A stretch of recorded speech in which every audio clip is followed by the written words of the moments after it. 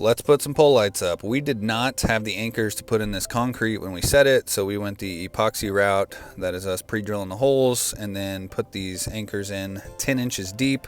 Go ahead and clean all these holes out. One thing we didn't show is blowing them out with air. I was able to call Hilti and get all the information we needed along with epoxy and anchors for this. Go ahead and put that 3-inch nozzle on there. Yeah, it's about 3 inches.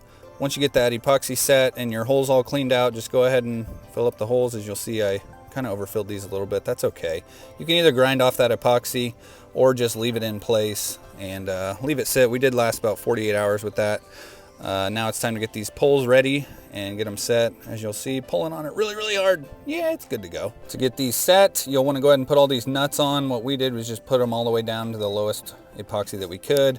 Level each one with these big old fat washers, and that's what the pole lights are going to sit on. You might be wondering why there's so many wires. Well, we pulled a few extra just in case, because you never know. And then there's also wires in there because we ran some 70-volt speakers. This is one of those setups. If you can afford it, you get it because it's badass, and why not? This is our speaker setup. The pole was not set up for that. We went about 12 feet high. We tapped our own holes, put some 1/4-20 galvanized bolts with a lock washer in there. Not to mention, we also greased up the holes so that that pole wouldn't rust over time. Mother Nature is a beast, but you can do everything you can in your power to slow her down, which is why we hit all our connections with dielectric grease that are going to be in the elements. Keep in mind, this is a very nice yard, so we weren't able to get any type of machinery in this job, so we had to do everything by hand, setting the poles, carrying them. As you'll notice there, we get the poles as close as we can. One person will guide those onto the bolts while the other two people, one being tall with orangutan arms, and the joke's on him. I really didn't do much there. I just wanted to be kind of close. So here I am making these pole lights up. As you'll see, the dog kind of hit my tripod. That's okay, I like puppies.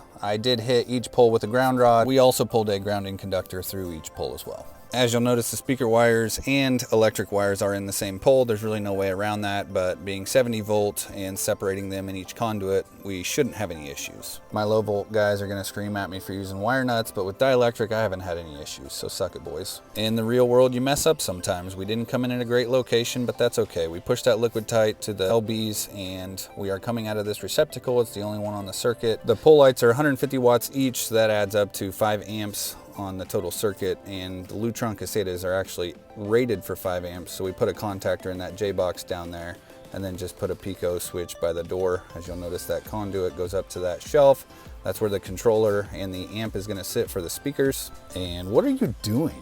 Oh, that was scary. I thought he was cleaning. Never mind. As I said, we just installed that wireless switch right inside this door for those lights, and this is what it looks like. You can see them turned on there, and I think that looked pretty sweet. What do you guys think? Let me know.